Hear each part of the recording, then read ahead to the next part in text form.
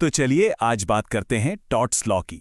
ये एक ऐसा कानूनी ढांचा है जो हमारी रोजमर्रा की जिंदगी को कंट्रोल करता है, भले ही हमारे बीच कोई लिखा पढ़ी या कॉन्ट्रैक्ट ना हुआ हो। ये हमारे कानूनों का एक बहुत ही जरूरी हिस्सा है। और आपको पता है, इसे हमने अंग्रेजी कानून से लिया है। कभी सोचा है कि मान लीजिए आधी रात हो रही है और पड़ोसी के घर से बहुत तेज म्यूजिक आ रहा है, या फिर आप रेड लाइट पे रुके हैं और कोई पीछे से बेमतलब हॉर्न बजाए जा रहा है। अब देखिए, इन सिचुएशंस में कोई कॉन्ट्रैक्ट तो नहीं टूटा है ना? लेकिन कुछ गलत तो हुआ है ना? बिल्कुल हुआ है। और बस यहीं पर एंट्री होती है टॉर्ट के कानून की। तो आज के इस सफर में हम क्या क्या देखने वाले हैं। सबसे पहले समझेंगे कि टॉर्ट आखिर है क्या। फिर देखेंगे कि ये दूसरी कानूनी गलतियों से कैसे अलग है। इसके बाद हम टॉर्ट के 3 जरूरी स्तंभों की बात करेंगे, कुछ आम उदाहरण देखेंगे, इनसे बचने के तरीके जानेंगे, और आखिर में ये सब हमारे लिए इतना जरूरी क्यों है, इस पर भी बात करेंगे। तो चलिए शुरू करते हैं अपने सबसे पहले और सबसे बुनियादी सवाल से। आखिर ये टॉर्ट होता क्या है? अच्छा, ये जो शब्द है ना टॉर्ट, ये आया है लैटिन भाषा के शब्द टॉर्टम से। इसका मतलब होता है मोड़ना या टेढ़ा करना, और कानून की भाषा में इसका मतलब है एक सिविल रॉन्ग, यानी एक दीवानी गलती। आसान भाषा में कहें तो ये एक ऐसा गलत काम है जिससे किसी दूसरे इंसान को कोई नुकसान पहुंचता है, और कानून ये कहता है कि उस नुकसान की भरपाई करनी होगी। इस बात को समझने का एक बहुत अच्छा तरीका है। सोचिए कि सिविल गलतियां एक बहुत बड़ा सर्कल है। अब इस बड़े सर्कल के अंदर 2 छोटे छोटे सर्कल हैं। एक है कॉन्ट्रैक्ट का उल्लंघन और दूसरा है टॉर्ट। तो इसका मतलब क्या हुआ? सीधा सा मतलब है कि हर टॉर्ट एक सिविल गलती तो है, लेकिन हर सिविल गलती टॉर्ट नहीं होती। ठीक है, तो अब सवाल ये उठता है कि टॉर्ट आखिर फिट कहाँ होता है, क्योंकि ये ना तो पूरी तरह से कोई क्राइम है और ना ही कॉन्ट्रैक्ट का उल्लंघन। तो चलिए इन तीनों के बीच का जो फर्क है उसे जरा और गहराई से समझते हैं। जरा इस टेबल पर नजर डालिए, यहां सब कुछ साफ हो जाएगा। देखिए, टॉर्ट का मकसद होता है मुआवजा दिलाना, जबकि क्राइम का मकसद है सजा देना। टॉर्ट में लड़ाई 2 लोगों के बीच होती है, पर क्राइम में मामला स्टेट यानी सरकार बनाम एक व्यक्ति का हो जाता है। और सबसे बड़ा फर्क है उपाय में। टॉर्ट में जो मुआवजा मिलता है उसे कहते हैं अनलिक्विडेटेड डैमेजेस, मतलब इसकी रकम पहले से तय नहीं होती, कोर्ट नुकसान देकर तय करती है। वहीं कॉन्ट्रैक्ट टूटने पर लिक्विडेटेड डैमेजेस मिलते हैं, जो अक्सर कॉन्ट्रैक्ट में पहले से ही लिखे होते हैं।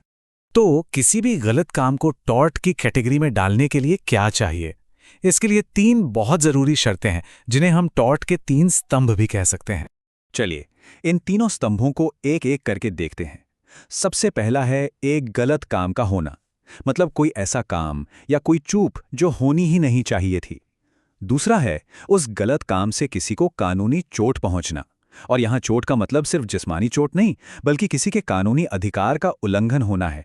और तीसरा, उस चोट के लिए कानून में कोई उपाय यानी रेमेडी मौजूद हो, जैसे कि मुआवजा। अगर ये तीनों चीजें एक साथ पूरी होती हैं, तभी हम कह सकते हैं कि हां, एक टॉर्ट हुआ है। ठीक है, अब थ्योरी तो काफी हो गई। चलिए अब कुछ असली दुनिया के उदाहरण देखते हैं। इससे यह समझना और भी आसान हो जाएगा कि ये टॉर्ट कानून असल में काम कैसे करता है। सबसे आम टॉर्ट्स में से एक है नेग्लिजेंस, यानी लापरवाही।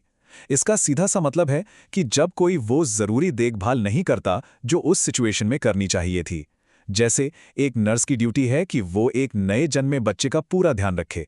अगर उसकी जरा सी लापरवाही से वो बच्चा गिरकर घायल हो जाता है, तो ये नेग्लिजेंस का एक क्लासिक केस बन जाता है।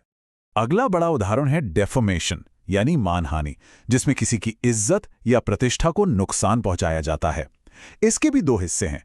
अगर ये नुकसान किसी परमानेंट फॉर्म में हो, जैसे लिखकर, छापकर या ऑनलाइन पोस्ट करके, तो इसे लाइबल कहते हैं। और ध्यान देने वाली बात यह है कि ये टॉर्ट के साथ साथ एक क्राइम भी हो सकता है।